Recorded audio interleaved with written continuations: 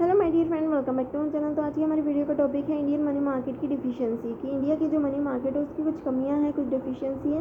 वो क्या डिफिशियंसी, क्या कमी है, उसके बारे में हम जानते हैं। Indian money market is not comparable to any of the developed money market of the world. It can't match the extent of resources, stability, elasticity of this developed market and suffer from a number of deficiency which are enumerated here under.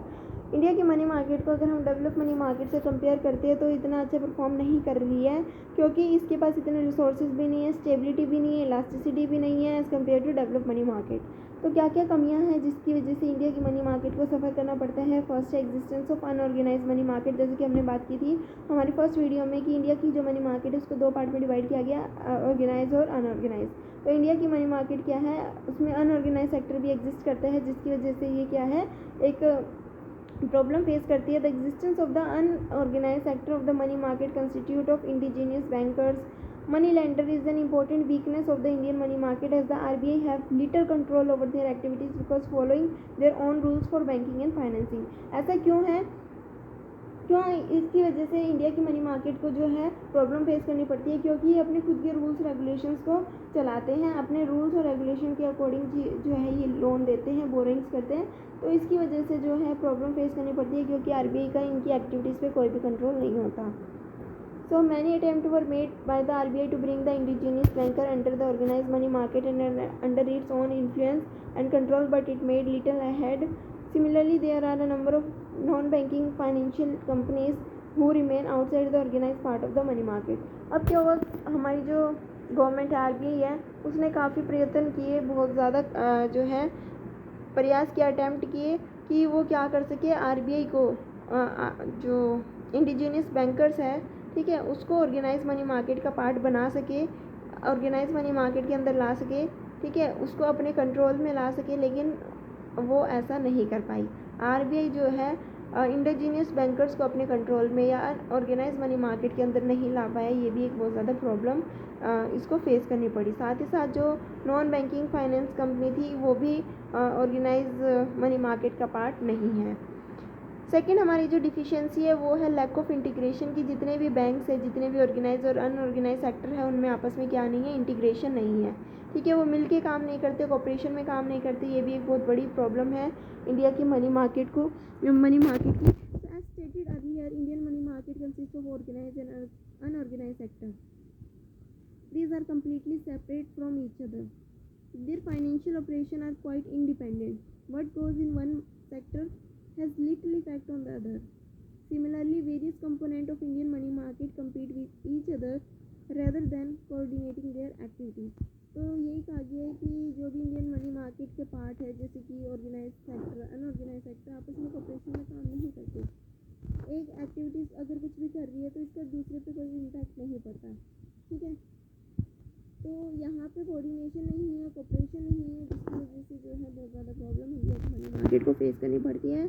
Commercial bank की अगर हम बात करें तो commercial bank भी आपस में एक दूसरे के साथ क्या कर रहे हैं, कॉम्पिटिशन कर रहे हैं, ना कि वो कोऑपरेशन कर रहे हैं। सो ये एक बहुत ज़्यादा क्या है, डिफिशियंसी है, ठीक है, कि इंडिया की जो मनी मार्केट है वो आपस में क्या नहीं कर रही, अच्छे से काम नहीं कर रही, कोऑपरेशन में काम नहीं कर रही, इंटीग्रेशन के साथ जो है वो काम नहीं कर रही।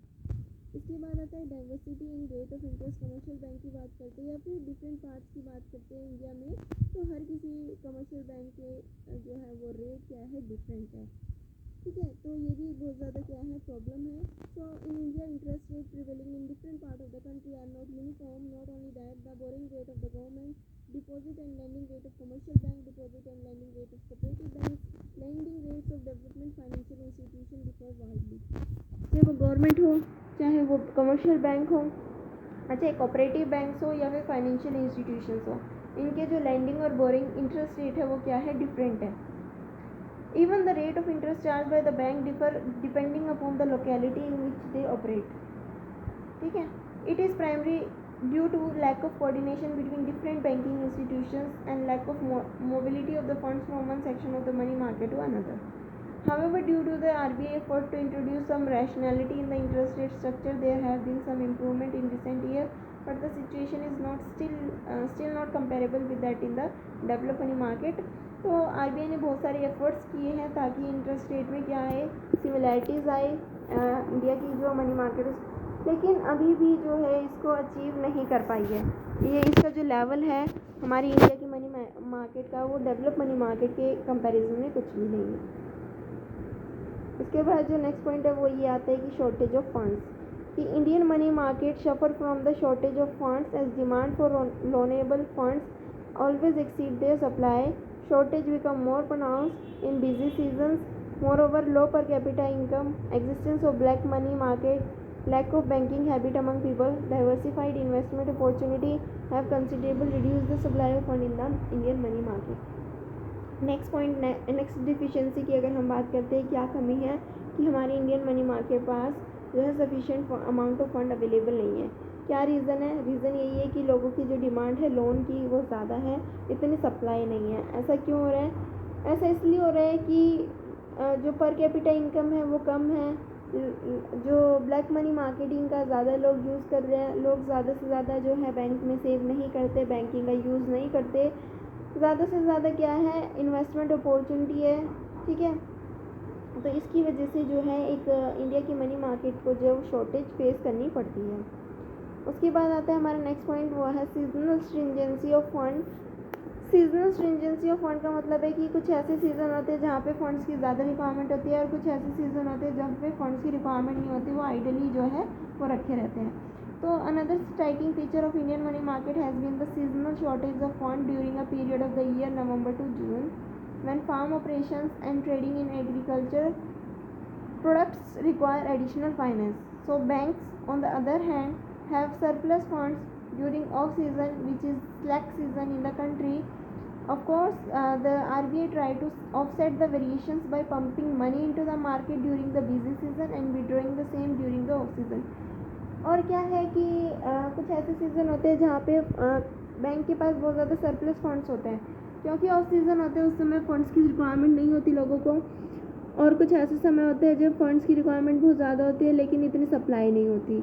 तो यहाँ पे आरबीआई एक बहुत ज़्यादा इंपॉर्टेंट रोल प्ले करती है। जब भी फंड्स की रिक्वायरमेंट होती है, ठीक है, और सप्लाई इतनी नहीं होती, तो फंड्स अवेलेबल कराती है कमर्शियल बैंक को, ताकि वो आगे फर्दर लोगों को प्रोवाइड कर सकें। जब रिक्वायरमेंट ज़्यादा नहीं होती, फंड ज़्यादा अवेलेबल होता है कमर्शियल बैंक के पास, और लोन की डिमांड इतनी नहीं होती, तो उस केस में आरबीआई जो है वो अपने पास जो है फंड्स को ले लेती है, मार्केट से फंड्स को क्या कर लेती है, विड्रॉ कर लेती है। इसके बाद नेक्स्ट पॉइंट आता है इन एडुकेट बैंकिंग फैसिलिटी।